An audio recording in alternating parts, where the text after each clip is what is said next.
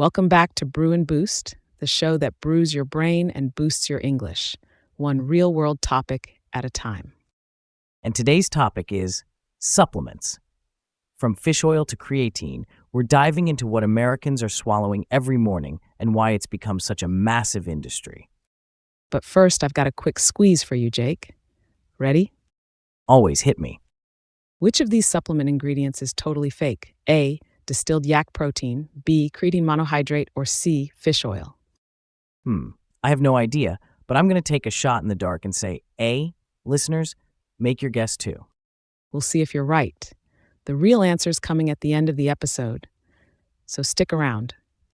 All right, let's ease into today's topic with a quick convo between two friends, Maya and Alex, talking about the supplement hype.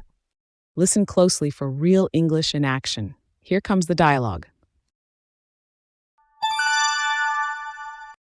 Did you see that creatine sales jumped 320%? Everyone's hopping on the bandwagon. Even my dad bought some. Seriously? That's pretty alarming. Some of those supplements raise eyebrows, though. I read that many don't even have what the label claims. I know, and the industry's barely legit. That app SuppCo sounds like a good idea, but will people actually use it? Maybe. Without solid rules, sketchy products fall through the cracks all the time. Yeah, and when influencers with zero medical training give advice, it's a slippery slope. Totally. People trust them more than doctors sometimes, which blows my mind. It's weird. We're obsessed with health, but no one checks if it's legit. Well, I'm sticking to vegetables and sleep for now. Fewer side effects. Let's break it down line by line and see what we can learn from it. Here's the first line to start us off. Maya says, "Did you see that creatine sales jumped 320%? Everyone's hopping on the bandwagon. Even my dad bought some." That's such a great opener. First of all, creatine sales jumped 320%. The word jumped is a casual but strong way to say something increased really fast. Right? And that stat actually came from the Real newsletter. It referred to how much creatine sales rose at the vitamin shop between 2019 and 2024. Then she says, everyone's hopping on the bandwagon. That's one of our key idioms today. Hop on the bandwagon means to follow a trend just because it's popular, not necessarily because you believe in it.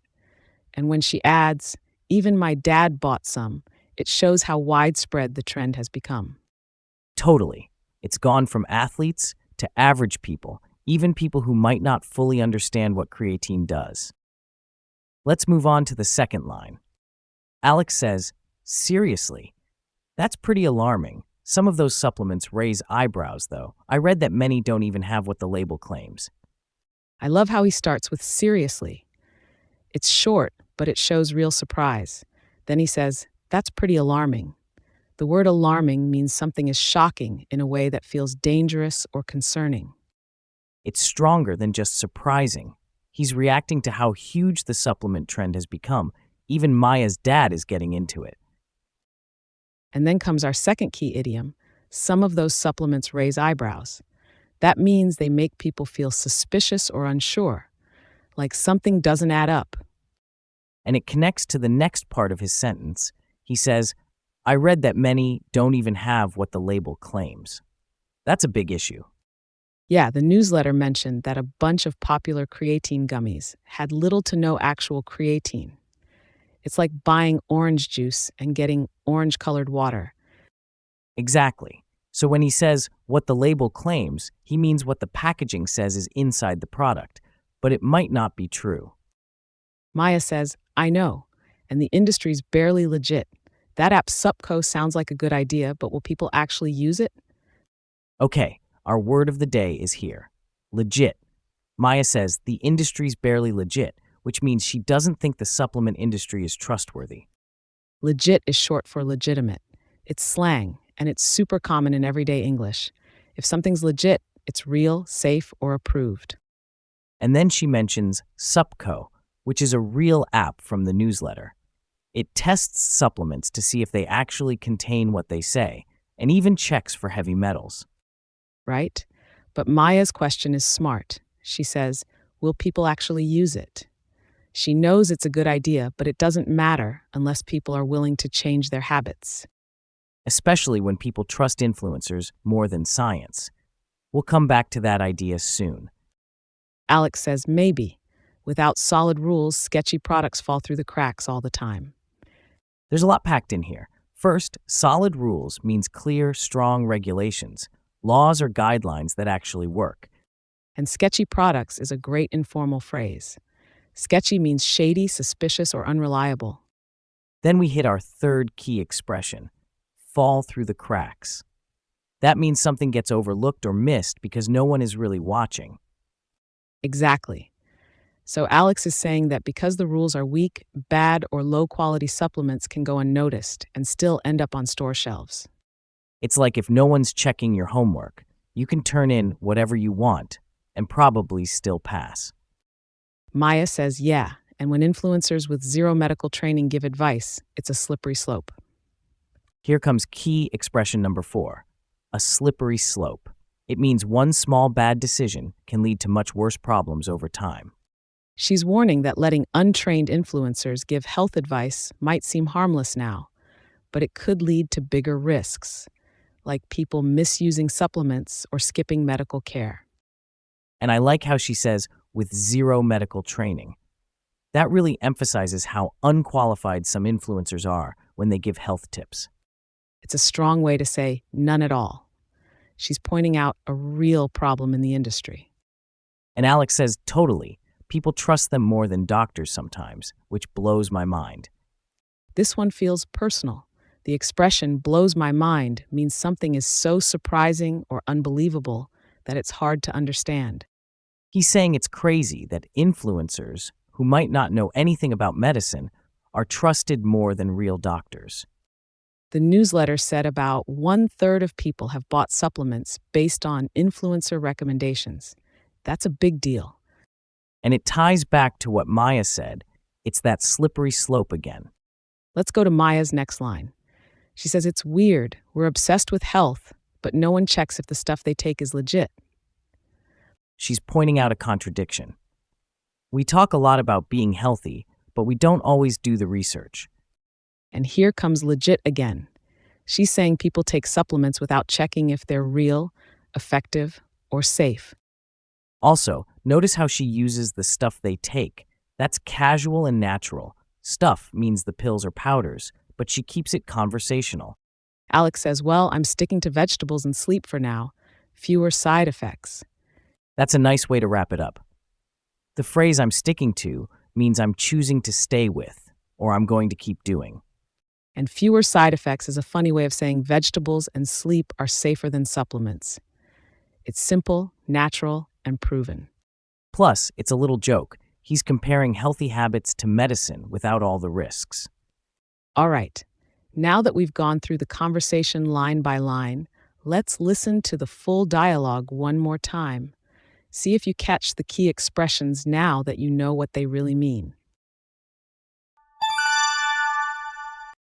Did you see that creatine sales jumped 320%? Everyone's hopping on the bandwagon. Even my dad bought some. Seriously? That's pretty alarming. Some of those supplements raise eyebrows, though. I read that many don't even have what the label claims. I know, and the industry's barely legit. That app SuppCo sounds like a good idea, but will people actually use it? Maybe. Without solid rules, sketchy products fall through the cracks all the time. Yeah, and when influencers with zero medical training give advice, it's a slippery slope. Totally. People trust them more than doctors sometimes, which blows my mind. It's weird.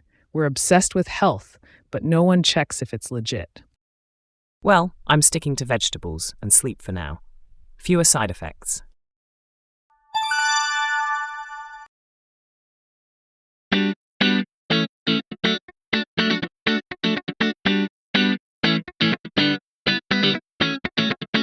Expression spotlight. So good. Now that you've heard it again, let's move on to our next section, expression spotlight. This is where we take our 5 featured expressions and really dig into them. We'll explain them more deeply, give fresh examples, and connect them to real-life English use. And we'll also throw in some extra tips or cultural context to help everything click. Yep, these are the phrases that'll seriously boost your fluency. Let's get into it. All right, expression number 1, hop on the bandwagon. When Maya says, everyone's hopping on the bandwagon, even my dad bought some, she means that more and more people are jumping into the supplement trend just because it's popular. Yeah, this idiom is super common in English. To hop on the bandwagon means you start doing something mainly because it's trendy, not necessarily because you really believe in it. It originally came from old political campaigns where supporters would literally ride on a bandwagon in parades to show their support. That's a fun image, but now it's used for anything: diet fads, viral apps, fashion trends, like everyone's hopping on the AI bandwagon lately. Or, after the Oscars, people started hopping on the Oppenheimer bandwagon. It's often a little sarcastic, like you're doing something just to fit in. All right, number 2, raise eyebrows. Alex says, some of those supplements raise eyebrows, though. I read that many don't even have what the label claims. That means they seem suspicious or surprising in a bad way. The image here is so clear. When someone's surprised or skeptical, their eyebrows literally go up. So if something raises eyebrows, it causes doubt or makes people say, wait, what? Right, like it raised eyebrows when the CEO suddenly resigned, or his expensive new car raised a few eyebrows at work. It's not always negative, but it suggests people are wondering if something's not quite right. It's often used in news reports or polite gossip, kind of subtle but strong. Moving on to number 3, fall through the cracks. Alex says, sketchy products fall through the cracks all the time. That's our third idiom, and it means something gets missed, ignored, or overlooked, usually because the system isn't working well. It's like there's a net or safety system, but it's got holes in it, and something slips through. This idiom often comes up when we talk about people too, like, that student fell through the cracks and never got the help he needed. Or, important emails can fall through the cracks when you're overwhelmed. It's usually not about bad intentions. It just means something was forgotten or missed.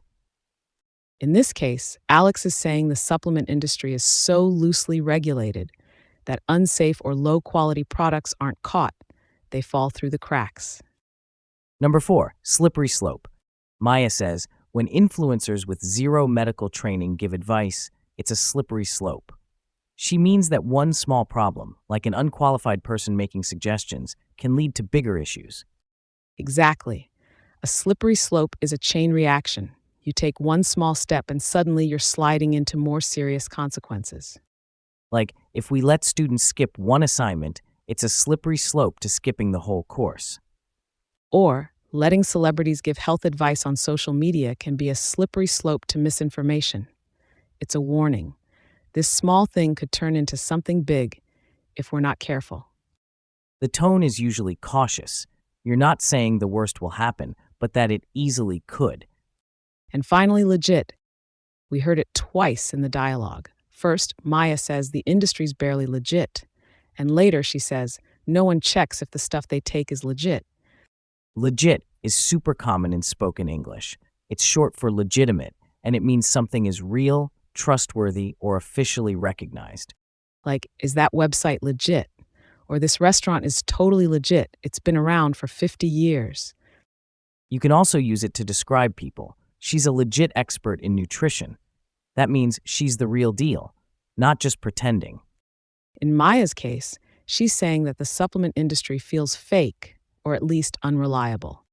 And in the second sentence, she's saying people don't bother checking if their supplements are legit, if they really do what they say or meet safety standards.